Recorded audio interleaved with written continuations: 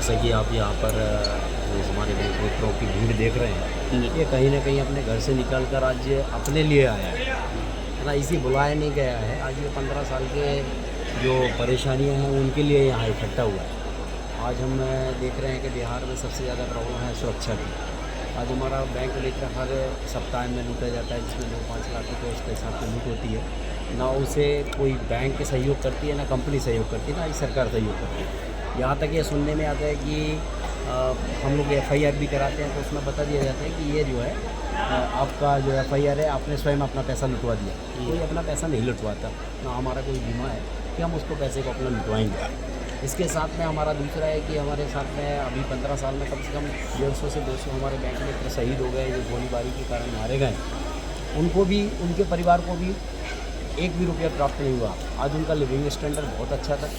आज बेचारे उनके जो बच्चे हैं वो सरकारी स्कूल में पढ़ने के लिए बाध्य हैं। उनकी स्थितियाँ बहुत नाजुक हो गई हैं। हम सभी बैंक मित्र परिवार उनका सहयोग करने के लिए लगे हुए हैं, लेकिन कहीं ना कहीं इसमें रिस्पॉन्सिबिलिटी हमारी कंपनियों की भी है, हमारी बैंक की भी है, और जिस सरकार में हम लोग रह रहे हैं उनकी भी एक रिस्पॉन्सिबिलिटी बनती है। तो मैं चाहता हूँ कि इसमें हमारी जो नई सरकार बने वह हमारी द्वितीय मांग मतलब 50 लाख का बीमा हमारे बैंक मित्र साथियों को दे, क्योंकि हम लोग ज़मीनी स्तर पर राज्य सरकार और बैंक और केंद्र सरकार की सारी योजनाओं को हम ही लोग धरातल पर लाते हैं। तीसरा, हर एक व्यक्ति को, राज्य सरकारें हों चाहे केंद्र सरकार हो, प्रोत्साहन राशि दे रही हैं।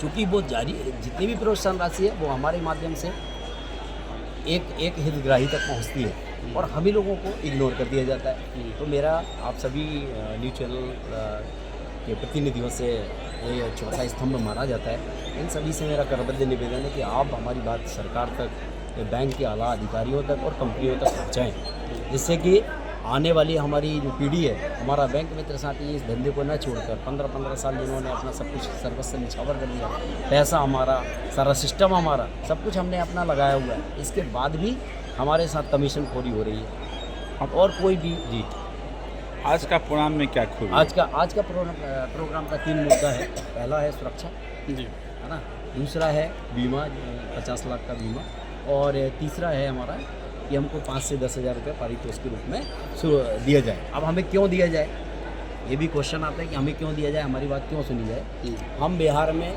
40 से 45 हज़ार हैं, जो कि लगभग 4 से 5 लाख हम लोग वोटर हैं, और हम लोगों ने 6 करोड़ 51 लाख खाते खोले हैं। पूरे भारत में द्वितीय नंबर पर बिहार है जिसने जनधन खाते खोले हैं, और ये 6 करोड़ 51 लाख जो खाते हैं वो कहीं ना कहीं हितग्राही हमसे हर 10 से 15 दिन में हमारे कांटेक्ट में रहता है, वो हमारी बातों को भी सुनता है। तो कहीं ना कहीं हमारा जो बैंक मित्र है वो ना जात को देखेगा, ना पात को देखेगा, ना किसी जाति धर्म को देखेगा, वो बैंक मित्र के हित के ही बारे में सोचेगा। और हम लोग वहीं वोटिंग करेंगे जहाँ पर हम लोगों की बात को सुना जाएगा, और जो अपने वचन पत्र में इन 3 मांगों को अपने वचन पत्र में देगा, हम वहाँ पर हम सभी 5 लाख वोटर जो हैं एक साथ उनको वोट करेंगे। और साथ में हमारे जो 6 करोड़ 51 लाख वोटर हैं, आपको शायद जानकारी है कि केवल 7 करोड़ मतदाता हैं पूरे बिहार में। 7 करोड़ मतदाता हैं, जिनमें 6 करोड़ 51 लाख मतदाता हमसे कॉन्ट्रैक्ट में है। हम एक बहुत बड़ा वजूद रखते हैं, तो हमारी ओर देखा जाए, सरकार से गुहार है